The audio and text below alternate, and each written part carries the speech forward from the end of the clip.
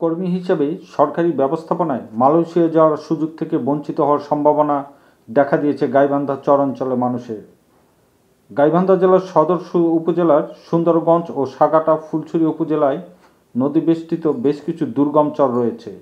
এই সব চর বরাবর নদী ভাঙ্গনের শিকার হওয়ায় ইউনিয়নের সীমানা পেরিয়ে দূরবর্তী এলাকায় তথ্যকেন্দ্র স্থাপন করা হয়েছে, যার ফলে চরের সাধারণ মানুষের কম টাকায় সরকারিভাবে মালয়েশিয়া যাওয়ার জন্য নিবন্ধনের সুযোগ থেকে বঞ্চিত হওয়ার আশঙ্কা করছে।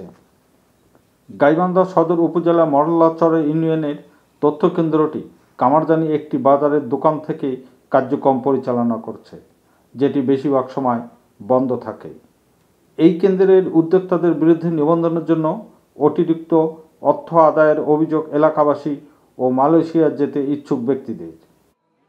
গতকাল থেকে শুরু হয়েছে, এখন পর্যন্ত 42 জন ফরম আমার কাছ থেকে রেজিস্ট্রেশন করে নিয়েছে। তারপর ফরমের জন্য রেজিস্ট্রেশন ফি নিচ্ছে হচ্ছে 50 টাকা, আর এই একটা যেখানে একটা খসড়া ফরম আছে এটার জন্য আমরা 10 টাকা নিচ্ছি। আর ফরমের জন্য 10 টাকা নিতে পারি।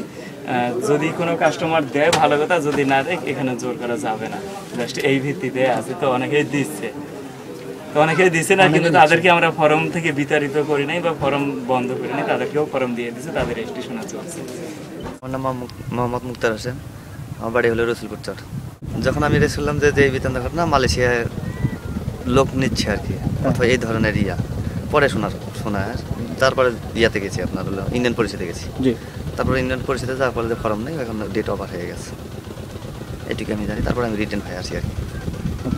এই কারণে সরকারের কাছে অথবা আকুল আবেদন করে বলতেছি যে আমরা আমার চরের জন্য একটু না সুযোগ সুবিধার জন্য একটু পাই আর কি, অত দাবি করে বসি আর কি। এইটুকু আমার বলা, আর কিছু আমার বলা। এই ব্যাপারে সদর উপজেলার নির্বাহী অফিসার মামুনুর রশিদ ক্যামেরার সামনে কথা বলতে রাজি হননি। এলাকাবাসীর প্রত্যাশা, চরাঞ্চলে ইউনিয়নের তথ্য কেন্দ্র সেবাগুলো স্থাপন করা হলে চরের মানুষের নিবন্ধনের ক্ষেত্রে বেশি উপকৃত হবে।